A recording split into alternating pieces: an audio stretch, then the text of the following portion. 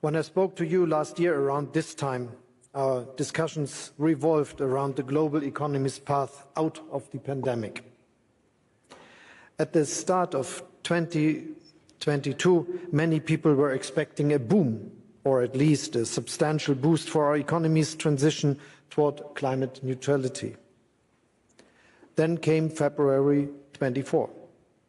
Since then, Russia has been waging an imperialist war of aggression here on our doorstep in Europe, with dreadful consequences that Ukrainians are bearing more than anyone. Just today, the Secretary of the Interior and 15 other victims were killed in a tragic helicopter crash. We are with their families. But the war is also having an impact on all of us. For a while, energy prices jumped to levels higher than we had ever seen before. Around the world, production costs and consumer prices exploded. Many people fear that coal and oil will make a lasting comeback all across the world. If that were to happen, the 1.5-degree target would become meaningless. Our supply chains must be adapted to new geopolitical realities, realities that you called a messy patchwork of powers in your speech yesterday, Klaus. And over all of this hangs a sword of Damocles, the danger of a new fragmentation of the world, of deglobalization and decoupling. And yet, ladies and gentlemen, this is just one part of the story of last year, just one part of the reality that we are looking at here in Davos.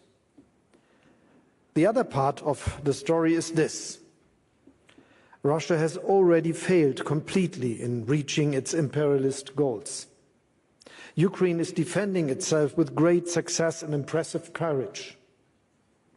A broad international alliance led by the G7 is providing the country with financial, economic, humanitarian and military support.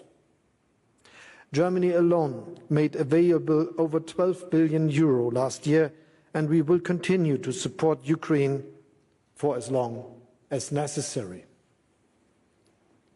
In Berlin at the end of October, we worked with international experts to draw up a Marshall Plan for the long-term reconstruction of Ukraine. A platform of major donors is coordinating the process and, in consultation with Ukraine, ensuring that it is well implemented. Private sector capital will play a key role here. I know that many companies in Germany and beyond are very aware of the opportunities that the Ukrainian economic miracle could offer to them, particularly as the country moves toward the European Union after the end of the war. But in order for the war to end, Russia's aggression must fail. That is why we are continuously supplying Ukraine with large quantities of arms in close consultation with our partners. This includes air defense systems like Iris-T or Patriot, artillery and armored infantry fighting vehicles, marking a profound turning point in German foreign and security policy. And there's another part to the story of last year. Within a few months, Germany made itself completely independent from Russian gas, Russian oil and Russian coal. We concluded new partnerships in Asia, Africa and America, thus lessening our dependence. And so I can say that our energy supply for this winter is secure, thanks to well-filled storage facilities, thanks to improved energy efficiency, thanks to remarkable solidarity within Europe, and thanks to the readiness of our companies and of millions of citizens to save energy. As a result, energy prices have recently seen a huge stop and drop. Our measures to reduce the burden on private citizens, companies and businesses are working. Inflation is falling slowly, thanks incidentally also to resolute moves by the central banks. Industrial production in Germany has remained stable over the past few months against all the odds.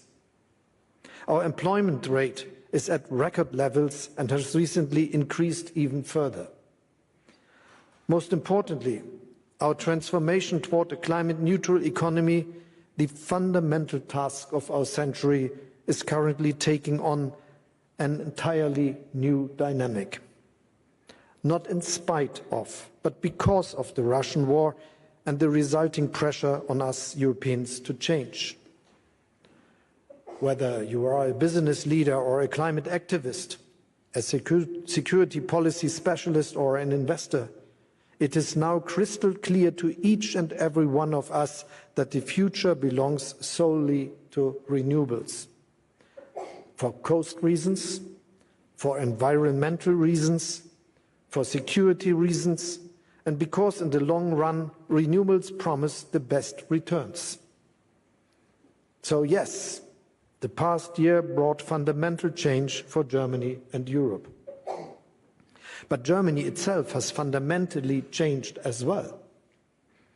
We are resolutely pushing forward with the decarbonization of our industry. We want to be climate neutral by 2045, and at the same time we will remain a country with a strong manufacturing sector. And despite all the difficulties this past year showed us, we can and we will succeed in that. In less than 7 months, we built up an entirely new import infrastructure for LNG in Wilhelmshaven. In the future, it can also be used for hydrogen. Just last Saturday, I opened our second LNG terminal within just a few weeks in Lubmin. The day after tomorrow, another terminal ship is expected to arrive at the port of Brunsbüttel. More will follow. This is not only good news for our energy security and that of our European neighbours who will be receiving gas from these terminals. Above all, it shows Germany can be flexible, we can be unbureaucratic, and we can be fast. I spoke of a new Deutschlandgeschwindigkeit, in this regard a new German speed. We will make this German speed the benchmark, also for the transformation of the economy as a whole. Your companies can hold on us to this standard. A new law mandates that the expansion of wind power, solar energy, as well as electricity and hydrogen networks now take priority. We will make available no less than 2% of our country for wind power with a minimum of red tape. We have streamlined our processes so that approvals for electricity grids, to name just one example, are granted on average 2 years faster than before. And we intend to step up the pace even more. You can also rely on our targets. The obstacles have been swept aside. For 2023, we have more than doubled the volume of calls for tender for onshore wind farms alone. By the year 2030, 80% of our electricity production will come from renewable sources, again double what it is at present. At the same time, our electricity requirements are increasing from 600 terawatt-hours today to 750 by the end of the decade. And we are expecting them to double yet again in the 2030s.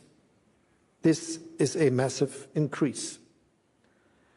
That is why the Federal Network Agency has been given a clear mandate to prepare and expand our electricity grids accordingly. We will regularly review the progress made. If it's not on schedule, the measures will be adjusted.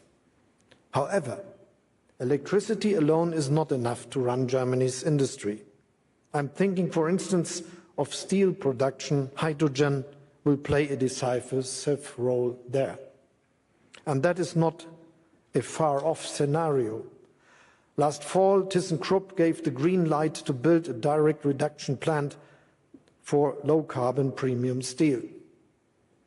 With a capacity of 2.5 million metric tons, the plant will save 3.5 million metric tons of CO2 per year. This is just one example of Europe's strength in innovation. Europe is the world's #1 in hydrogen patents, and 1 in 10 global applications comes from Germany. The first supply chains for green hydrogen are currently being built up in our country. For our own production, we are using offshore wind in the North Sea. In parallel, we are concluding hydrogen partnerships worldwide. For as long as quantities are small and the costs of production correspondingly high, the state will bring prices down to a level lucrative for the industry. Our goal is nothing less than an electrolysis boom. And as quantities increase, a hydrogen-powered industrial sector will emerge that preserves the climate and is independent of volatile prices for fossil fuels. Because one thing is absolutely certain: energy must remain affordable in Germany, in Europe, and worldwide. In Germany, we decided to cap electricity and gas prices for private citizens and companies.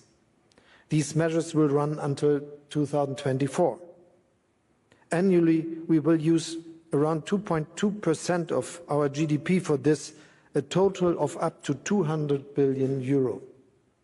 That is both forceful and proportionate. It will give your companies the reliable energy prices and the planning certainty you need to invest in Germany's transformation. In the European Union, we have agreed on joint targets for gas filling and saving. We will purchase gas jointly more often and coordinate storage better. And we will use our market power to ensure that European prices do not decouple completely from the world market. Moreover, we are also aware of our global responsibility. Let me say this expressly to our friends and partners in Asia, Africa, Latin America, and the Caribbean. The fact that we Europeans purchase LNG on the world market must not lead to scarcity elsewhere. We will need alternatives for the roughly 120 billion cubic meters of gas from Russian pipelines missing from the world market. More renewables, of course, but also temporarily additional gas resources. Otherwise, there is a danger that without affordable gas, emerging economies in particular might switch back to coal. This would be even more harmful to the environment. Of course, we must avoid new lock-ins, new path dependencies at all costs by making new projects HO2 ready from the very outset and by expanding renewables in parallel. In the short term, this may lead to higher costs. However, in the long term, we all stand to save if the impact of climate change is less dramatic. In Germany, too, switching to a climate-friendly economy will take efforts. We are talking about investments around 400 billion euro for the expansion of renewables between now and 2030. Investments, by the way, which are already well underway. The most recent example is a contract worth billions for Siemens Energy to connect a new offshore wind park to the grid. And this is just one example illustrating why this turning point towards a climate-friendly industry is not the end of our industrial powerhouse, but a new start. After all, even before the energy crisis that Russia triggered, Germany's business model was not only based on the energy-intensive mass production of aluminium, cement or crude steel, but on highly specialized research and technology-intensive industrial products that are needed all around the world. All the more so, actually, when the world is now transitioning towards a climate-neutral future. Even before Russia's war of aggression, Germany's energy prices were not the lowest.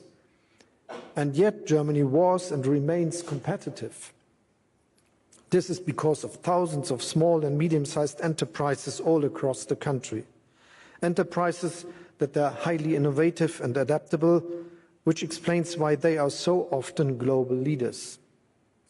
This is thanks to high public and private investment in research and development, which, for example, ensured that the first COVID-19 test and the first safe and effective COVID-19 vaccine were developed in Germany. Just in December, a team at the Helmholtz Center in Berlin set a new world record for the efficiency of solar cells. And now, just a few weeks later, our companies are already setting up pilot lines for the use of these tandem cells. That, ladies and gentlemen, is and remains the German business model, particularly now as we chart our path to a climate-neutral future. Where else is there such broad consensus between businesses, employees and politics that the path to climate neutrality is not just ecologically necessary, but also offers new opportunities in global competition? When it comes to basic and professional training for employees, for example, politics, business and trade unions in Germany are working hand in hand. And before the year is out, our country will finally benefit from modern immigration legislation. After all, if we want to remain competitive as a leading industrial nation, we need experienced practitioners, qualified engineers, tradesmen and mechanics. Those who want to roll up their sleeves are welcome in Germany. That is our message. For decades now, the forecasts have been predicting a shrinking German population.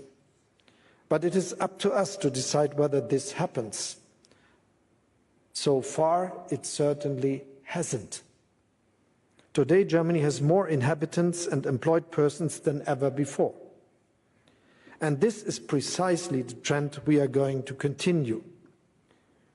Ladies and gentlemen, a climate-neutral future is, needless to say, not something any single country can achieve on its own. That is why our dialogue and a forum like Davos are so crucial. What we are doing in Germany also serves the goal of making Europe the first climate-neutral continent by 2050. At the European level, we are going to lower our net greenhouse gas emissions by at least 55% by 2030 compared to 1990. This decision stands. Here, we are relying on the market, on competition and on innovation. The EU's emission trading system is a case in point. Even today, we are using it to cut permissible emission levels in a way that is predictable for all. At the same time, this system is serving as a catalyst for innovation. But to ensure the most ambitious are not disadvantaged, we prepare around the carbon border adjustment mechanism in Europe. At the same time, however, Europe remains open for international trade. I am doing my utmost to ensure that the free trade agreements we have successfully negotiated with Canada, Korea, Japan, New Zealand and Chile will soon be followed by new ones with Mercosur, India and Indonesia. And we are also open to discuss a tariff agreement for the industrial sector with the United States. Though these agreements, we are creating a level playing field and we are preventing high-emission industries from heading off to countries with less ambitious climate targets. This is also the aim of the International Climate Club we launched during Germany's G7 presidency. A secretariat has recently been set up at the OECD and the International Energy Agency. So the club is now open to new ambitious members. In the United States, this ambition has a name, the Inflation Reduction Act. Some $370 billion have been earmarked for energy and climate change mitigation over the next 10 years. I very much welcome this investment. Through the German Climate and Transformation Fund, we have made almost 180 billion euro available ourselves for the period of 2023 to 2026. But local content requirements for certain products must not result in discrimination against European businesses. Protectionism hinders competition and innovation and is detrimental to climate change mitigation. We, as EU members, are talking to our American friends about this. And at the same time, we are looking at what we ourselves can do to further improve investment conditions here in Europe. The CHIPS Act, for instance, has brought about a new start for chip manufacturing in Europe. Investors are starting new production plants for billions of euros. They can build on an existing semiconductor industry. This could become a model for other key technologies, particularly in the digital and climate sectors. And the funding is there for the taking. To date, only 20% of the more than 700 billion euro in the European Recovery Fund has been paid out. Its full impact will thus emerge over the coming years. To remain competitive, we will have to make European legislation on state aid more agile and flexible, just as European Commission President Ursula von der Leyen has proposed and reaffirmed here yesterday.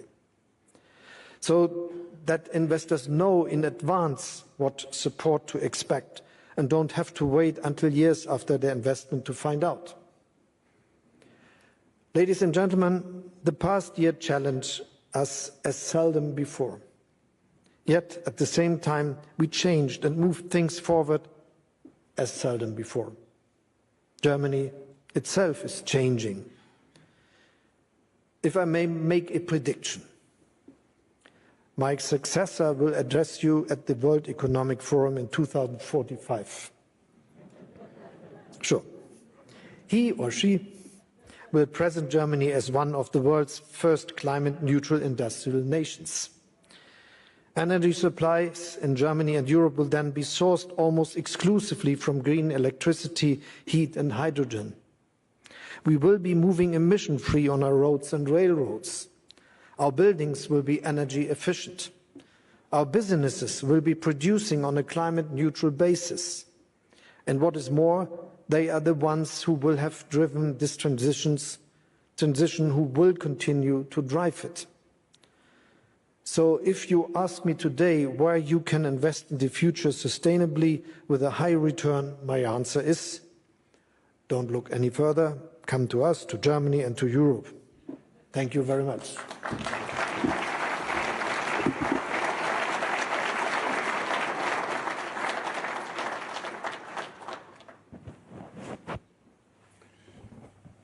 Thank you, Mr. Chancellor. We have some questions from the floor. We have a microphone. I just want to say I look forward to chair the session with your successor. I'm sure you will. Chancellor, maybe until it's set up, you mentioned the patchwork of powers. Maybe one of the first question would be, how is Germany positioning itself in this patchwork of powers? First, I think we will live in a multipolar world in 10, 20, 30 years. We already do, but this will be something we will understand much more in the years to come. And I'm sure that there will be not a bipolar world again with camps around two big nations or so. But the big task of all of us is that we make it feasible that this will be not a world with a lot of different strong powers, but also a world where cooperation is the reality, and this is why we have to work to make it multilateral, which I think is something about politics. And hopefully we started this year to make this happen. When I had the chance to preside G7, I invited democracies, Indonesia, India, South Africa, the head of the African Union, Senegal, the head of the speaker of the Latin American and Caribbean nations, Argentina, to the G7 meeting in Elmau in Germany. And this was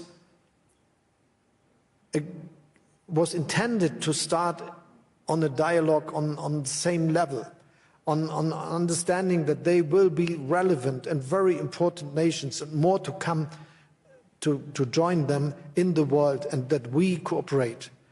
And the place of Germany in this world is supporting these processes, working very hard to make this good cooperation between nations from Asia, Africa, South of America, and West of Europe and North America and others working.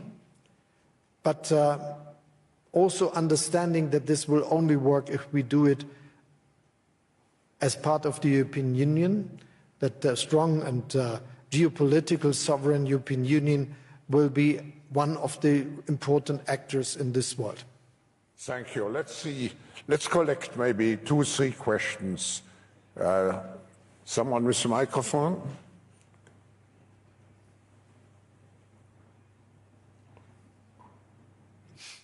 And if you introduce yourself, please.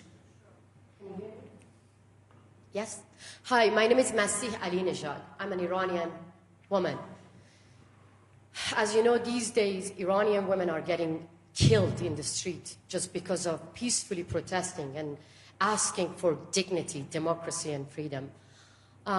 Revolutionary guards are killing innocent people in the street. I myself, I was a target of Revolutionary Guards. In the United States of America, the FBI charged 4 people who were trying to kidnap me. The Revolutionary Guards sent drones to Putin to kill innocent Ukrainians. Why Germany doesn't designate the Revolutionary Guards as a terrorist organization? Because you just called American friends. American government did that 3 years ago. Thank you. Let's take a second. 1 third question.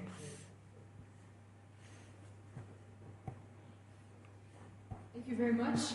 My name is Aya Khirfan. I'm from the Global Shapers community representing Amman Hub in Jordan.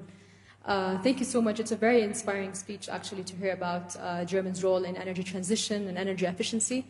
In Jordan, we have, energy is a low-hanging fruit. There's great potential. We have basically signed the National Determined Contributions, the NDCs. We have produced national energy action plans. Answer question, please. Yes. So we want to talk about the role of youth. What kind of skills do you think are needed for youth to have today so that they can be able to run and be leaders in the energy sector? Thank you.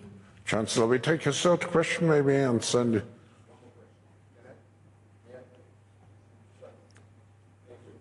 Peter Zalmayev, Ukraine. Mr. Chancellor, thank you so much for your country's contribution to the effort of Ukrainians to defend their country.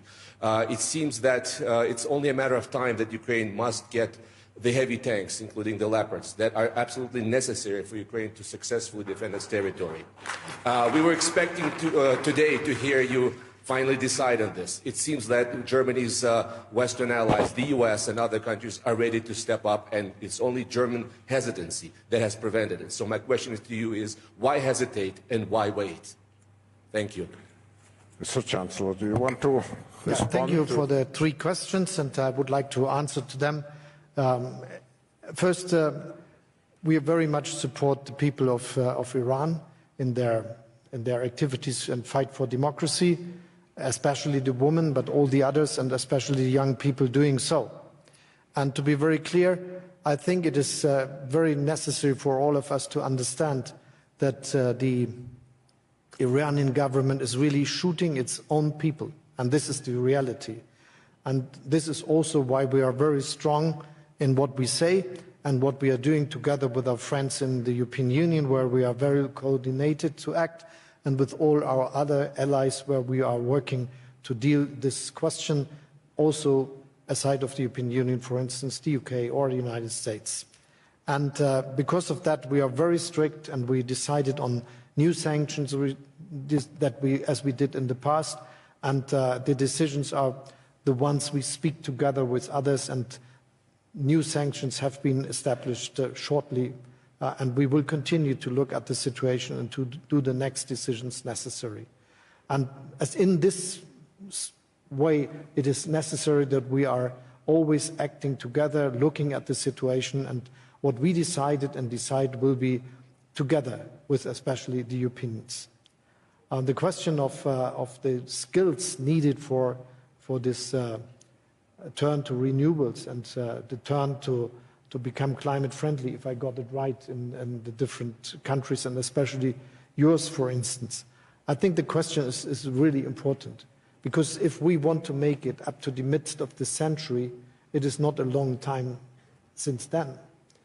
If we look at 2050 or in Germany to 2045, and we want to become climate neutral, we want to produce CO2 neutral, this means the biggest industrial modernization and process we ever had since possibly nearly the beginning of the industrialization 200 years ago. Possibly we can compare to the uprise of industrialization in some countries in Europe in the end of the 19th, the beginning of the 20th century. So this is a really big task for the whole world. And so we have to develop the technologies, we have to do the necessary innovations to make this happen, and we have to invest billions that this is that this progress is really happening. And this will be not just linked to one country or the other. Germany can serve in a way that we are willing to do it, that we are ready to do it, that our industry is willing to do it, and whilst we are acting in this way, we are able to develop technologies that can be used not just for us, but also as cheap alternatives to fossil resources and fossil mechanisms we know today. And in this case, I think it's important that we support countries and the development of vocational training, for instance, to be good engineers in the field of these modern technologies, and also to help those who want to learn these qualifications at universities. And this is our understanding what one can do, and in our support to other countries, this will be an important aspect. Looking to Ukraine, as I mentioned already in my speech, and I will repeat it again, Germany is between the biggest supporters. Yes, the United States are doing the most, and this is not really surprising, because I think they invest $800 billion into their defense budget. This is much more as all the European member states together, and is even more than Germany is having as its own budget, though we are increasing it now to 2% of our GDP, and though we have a special fund of 100 billion to go to this path and invest in new technologies and weapons. But we decided very early to change our political strategies. We are not just supporting Ukraine with financial means, with humanitarian aid, but also with a lot of weapons. And if we look at that, we are between the ones that are doing the most. The United States are the number one, obviously, because of this, what I said, but the next are the United Kingdom and Germany. And we will continue to be this big supporter. As you know, we decided that we will supply not just weapons, but those who are very effective. And the artillery coming from Germany with our howitzer and called Panzerhaubitze 2000 and the multi-rocket launcher we delivered are very effective in this war, helping the Ukraine to defend its integrity and sovereignty. And you should, or you realized that it's only the United States, UK and Germany that delivered a multi-rocket launcher so far, and we will continue to do so. We delivered a lot of weapons which are very important to defend the air defense of the Ukraine. It's the flak tank Gepard and the munition necessary for that, and we continue to do that.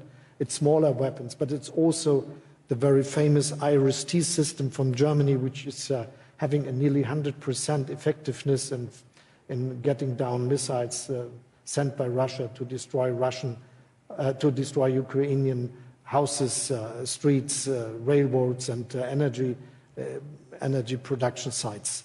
And we will continue to this. I think many people thought this is possibly the best to get, and we will increase the production with our industry to deliver more of that.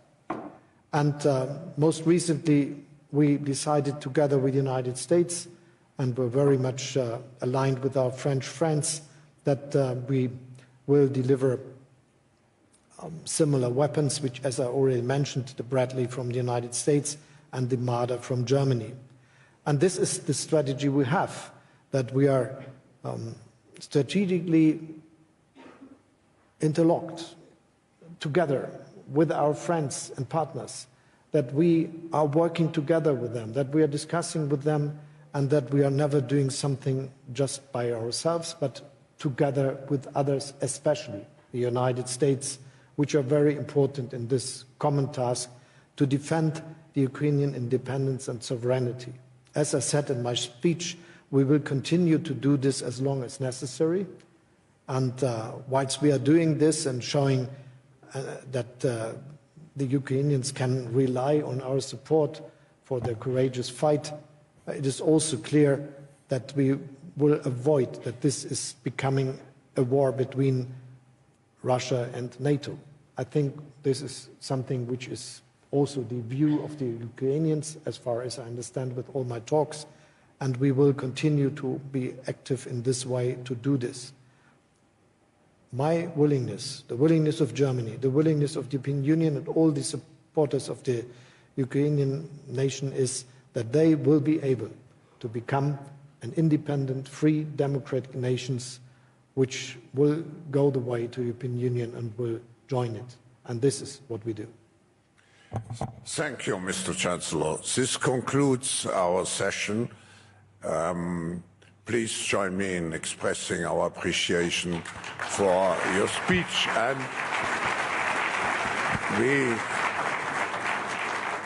we look forward to seeing you with success stories soon again. And you will meet someone in 2045. I hope to see you also in 2045.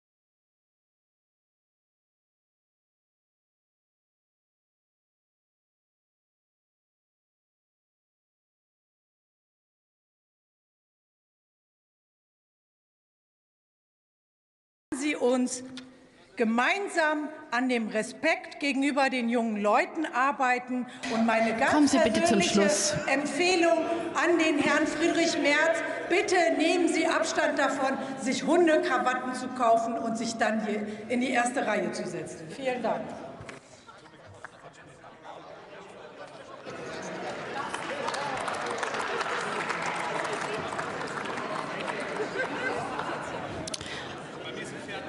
Und für die FDP-Fraktion hat das Wort die Kollegin Güde Jensen.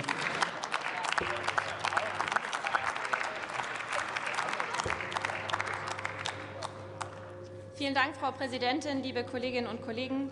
Güde ist übrigens ein dänischer Name und heißt die Gute. Was machen Sie jetzt damit?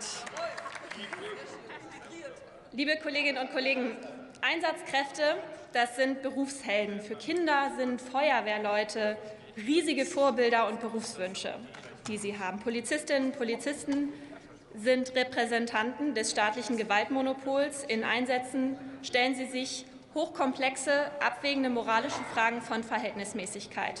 Rettungssanitäter versorgen alle in Deutschland, denen es nicht gut geht, deren Gesundheit, deren Leben in Gefahr ist. Und das alles, das machen Einsatzkräfte, auch wenn sie sich selbst in Gefahr bringen, wenn sie bespuckt werden, wenn sie körperlich angegangen werden.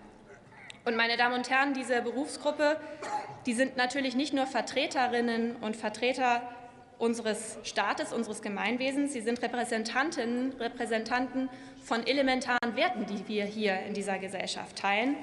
Und deshalb ist ein Angriff auf sie eigentlich auch eine ganz, ganz andere Dimension, als wir das hier an einigen Stellen gehört haben. Das sind Angriffe, die wir bei den Silvesterausschreitungen gesehen haben und die mich nicht nur als Politikerin, sondern als Bürgerin tief betroffen machen und die ich unerträglich finde.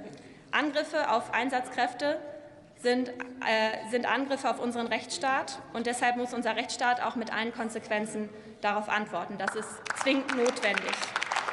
Menschen in Kreuzberg, in Neukölln sind ganz genauso auf diesen Rechtsstaat angewiesen und müssen sich auf ihn verlassen können wie Menschen in Charlottenburg, in Kiel oder in Nordfriesland.